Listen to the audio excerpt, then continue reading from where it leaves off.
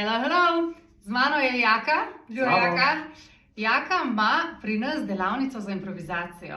A ti povem, zakaj smo naredili to delavnico? Povej.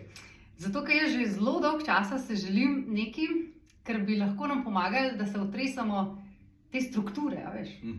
Da v bistvu rečemo, ok, kaj bi jaz naredila po svoje in da si to upam narediti.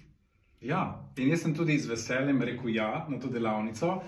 Imeli se bomo super. Bili bomo skupaj cel dan, šli skozi strukture, recimo kako se upevati preko telesa v prostoru, skupinsko. Potem bomo pogledali, kakšne igre se lahko igramo, sploh v manjših skupinah, da začnemo improvizirati, da recimo stopimo samozavestno pred skupino. Strah bo prisoten, ampak strah v bistvu je tudi lahko nekaj pozitivnega.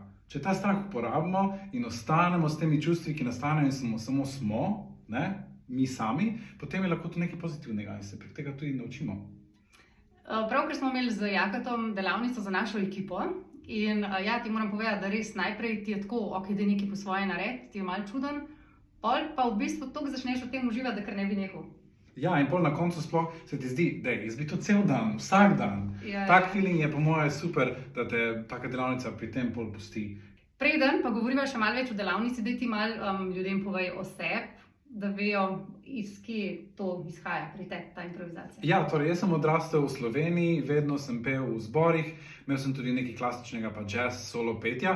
Po srednji šoli sem se pa odločil, jaz hočem biti v tujini, jaz hočem biti v nekem velikem mestu ali pa v neki veliki tako glasbeni industriji, ker me vse zanimalo, od tega, kako je biti songwriter, kako je biti producent, kaj je sploh v bistvu možno.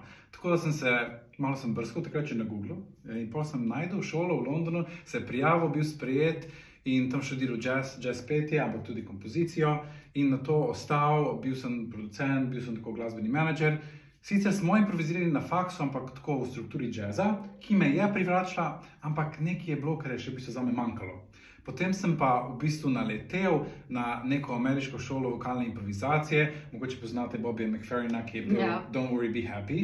Ti si delal z njim prav, ne? Jaz sem njega spoznal, na to v Berkeleyju. Spoznal sem tudi ljudi, ki z njim že pojejo 40 let, imajo ogromno znanje improvizacije, v Ameriki naredijo različne programe. Bil sem tudi pri Meredith Monk, ki je ena taka super oseba iz sveta vokalnega gledališča. In v bistvu to znanje je na to prinesel v London preko tudi mojih učiteljev, ki so tam. In sedaj pa se malo več vračam v Slovenijo. In upam, da tudi tukaj kaj bolj improviziramo. Za koga pa je ta delavnica? A morajo to prijeti pevci, sam, ki imajo že nekaj izkušnje ali kdo? Torej, ta delavnica načeloma je za vse, ki jih zanima improvizacija. Super je, če si nekdo, ki že poje, ampak lahko nekdo, ki poje doma, ampak nekdo, ki že ima izkušnje s petjem. In ki mogoče si želi nečesa več, ki mogoče hoče v tem petju nekaj sprostiti, poskusiti kaj novega, najti kakšne nove zmožnosti, recimo za soliranje, nove zmožnosti izraza, ali pa recimo tudi nove zmožnosti za napisati kak drugačen komad. Tako da je primerna za pevce, ki se učijo solo petja, ki nastopajo, ki ne nastopajo in tudi na koncu profesionalne glasbenike. Zakaj pa ne imeti vse v istem prostoru? A ti verjameš to, da se vsak lahko nauči peti? Mislim, da vsak poje. Mislim, da to pozabimo in mislim, da vsak poje in da ta izraznost glasu seveda je uporabljeno verbalno z jezikom. In po eni strani se nam včasih zdi, da je petje zelo ločeno od tega, ampak po drugi strani ni. In že samo v jeziku imamo tonalitete, imamo tone, imamo neko izraznost, ki v bistvu lahko pa samo podaljšamo iz jezika naprej in potem že... Ne, to je v bistvu že ton, to je petje. Tako da jaz si samo ne želim, da bi ljudje gledali na petje kot nekaj ločenega od vsakdanjega življenja, nekaj ločenega od tega navadnega načina komuniciranja. Kaj pa praviš razlika med individualnim petjem pa skupinskim petjem?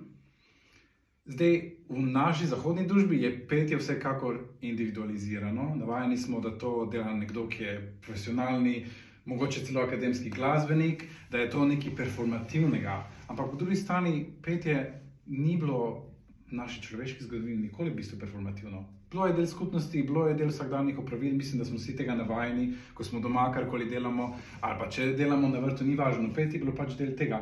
In sploh, ko so se ljudje potem komunicirali preko petja, je petje bilo samo ustvarjanje skupnosti, oziroma še poglabljanje nekih teh stikov. Tako da z tega vidika nikoli v bistvu ne pojemo sami. To je tudi rad rečem na delavnicah, da tudi če se ti zdi, da poješ solo, je to v bistvu po eni strani neka utvara. ker vedno pojemo v nekem prostoru, vedno pojemo v neki odnosnosti do druge skupine ali pa do samega okolja, v katerem smo. To si dobro povedal. Ok, povej mi samo še tole. Koliko lahko improvizacijo ali pa to delavnico potem uporabimo tudi v petju čist po pesmi? Mislim, da to delavnico lahko uporabimo povsod. Od tega, da se recimo pevamo na bolj odprt način ali na drugačen način, proizvajamo neke zvoke, ki jih ponovadi nismo navajeni, tako da tudi druge mišice recimo začnejo nam delovati in potem pri petju pesmi pa nasploh nam daje še neko drugačno samozavest in odpira nove možnosti. Zato da lahko več sebe damo v pesem in ugotovimo, kaj sploh želimo s tem sporočiti. Mogoče lahko čisto praktično najdemo kakšne nove tone, ki jih lahko dodamo, mogoče lahko drugače razmišljamo o strukturi, kje se lahko neka struktura pesmi malo odpre, pa imamo več možnosti, ali pa kje lahko neko sporočilnost nagradimo s tem, kako nekaj izgovorimo. Tako da po eni strani je neka mikro zanimanje za vse te majhne zvoke, ki jih lahko spremenimo, in po drugi strani neko bolj makro zavedanje nas in kaj v bistvu smo, ko stojimo na odru in pojemo neko pesem. Delavnica bo celodnevna, od 9 zjutraj do 16, tako da to je kar dolg časa, a ne? Ja in ne. Ok, ti nam povej, kako bo tale urnik, kako bo to izgledalo. Torej, razdelimo se v dva dela, dopoldanski in popoldanski. Začnemo seveda s tako ogrevanjem v prostoru, mogoče bomo malo glasbo poslušali, malo plesali sami zase, se potem povezali preko nekih telesnih iger, se malo tudi pogovorili o naših odzivih, ko nekdo reče, kaj je improvizacija, zakaj smo tam, kaj nas zanima, se tako povezali med skupino in potem začeli raziskovati z glasom. Najprej na tako odprt način, preko različnih iger in potem tudi na malo bolj strukturiran način se mogoče razdelili v manjše skupine, bili v različnih prostorih, tako da se boste res lahko spoznali sebe in sprobali različne igre, različne vloge. Potem pa popoldne se spustimo malo bolj v izmišljen jezik, v take bolj načine sporazumevanja, ki so bolj improvizacijski in kaj nam lahko dodajo pri našem celostnem glasovnem izrazu. Potem se tudi spustili v to, kakšna je povezava med improvizacijo in pesmijo, torej če pojemo komade, kaj lahko naredimo drugače in na koncu tudi, kako lahko improvizacija vpliva na naše vsakdanje življenje in osebnostni razvoj. Zaokrožili. Koliko bo pa treba pet, da bojo mogli ljudje peti en pred drugim sami? Sami tega ne bo ogromno, mislim, da bodo ljudje vedno se tako počutili podprti s strani skupine. Bo sicer priložnost, da kdo poje tudi čisto sam, če hoče, ampak tega ne bo ogromno. Večinoma bo to neka skupinska dejavnost, kjer bomo ali si podajali parte, ali pa da bo več ljudi pelo isti part, tako da boste izpostavljeni, ampak upam, da ne preveč. In mislim, da na neki meri se tudi naredi preskok, tako kot danes, mogoče lahko ti podeliš, kako je bilo tebi. Mislim, da na začetku se počutimo tako malo sami in se nam zdi, da imamo da je samo nas strah in nobenega drugega ni strah in vsi so tako samozavestni in mi ne vemo sploh, kako naj eno noto ven spravimo, ampak ko se to vse začne, pa ko ljudje začnejo deliti svoje izkušnje in ko se spet začne, se to kar hitro spremeni. V bistvu malo to razvodeni in neka ta povezanost se zelo hitro vzpostavi, ker pri improvizaciji moramo v bistvu biti vedno tako razmišljamo na različnih valovnih dolžinah.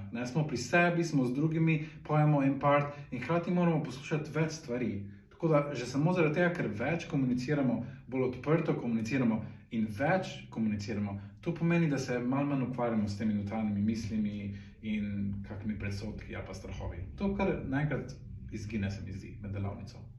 Ja, da podelim. Ja, točno to meni se je danes zdelo. Najprej si tako v mislih, kaj bom zapela, kaj ne naredim. In kot si ti dobro rekel, to ni ta pravi način. Ta pravi način je, da si v bistvu s tistim človekom, ki začne že nekaj improvizirati in da pustiš ta moment, da v bistvu samo si s tisto energijo in spustiš tisto, kar pride res iz tebe ven, brez strahu. In je zanimivo, kaj v bistvu iz tebe ven pride. Pride čist nekaj drugega, ker si ti mogoče v mislih, bi si zamislil pa naredil. In potem, ko začneš to s ljudmi ustvarjati, se ustvarja ena taka energija, tudi ko se mi zdi neotipljivo, ne moreš niti z besedami razložiti, ampak ta prijetna energija skupnosti, kjer je v bistvu samo ta podprtost in ljubezen in ni prav pa narobe, ampak samo vsi smo ok. Ja, in se mi zdi, da ti tudi ta energija tudi pomaga, da greš preko nekih svojih vzorcev in da kar skočiš in da nekaj, kar ponavadi ne bi sprobal, ta energija ti da tudi možnost, da nekaj novega sprobaš. In prav gotiš, jaz pa to zmorem. A pa jaz lahko tak zvok proizvedem. Točno to. In jaz sem nekaj prav, ko smo končali z delavnico, se mi je zdelo tako, če bi šla pa zdaj zapet en pop komat na karaoke, kjer je v bistvu struktura in vse določeno, da bi v bistvu čist drugače zapela. Čist iz druge energije bi v bistvu to pela. Pa tudi včasih improvizacija vse ostalo spremeni, tako da beware. Ko se enkrat vržeš v to, pomeni, da na drugačen način tudi zaznavaš glasbo. Najprej se ti zdi, a res hočem peti ta komad, zakaj res hočem peti ta komad? Mogoče spremeniš komad, ali pa mogoče še boljše svojega napišeš. Ful dobro. Ok, super. Povej mi sam še en stavek, dva imaš, da ljudem poveš nekaj za zaključek. Torej, nekaj za zaključek. Lahko tudi samo objameš. Ja, lahko, ampak tako z zvokom. Dajmo nekaj skupaj zapeti, tako kar prek kamere. Dajmo se delati, da bodo oni z nami peli. A boš ti tudi? Ja, ti začni pa bom Ok, jaz začel. Ok, dajmo nekaj jim zapeti in vi pa kar pojte z nama, ne? Lahko kar ponavljate, kar mi dva pojeva, ali pa kar po svoje. Samo važno, da se imate fajn. Ok, dajmo.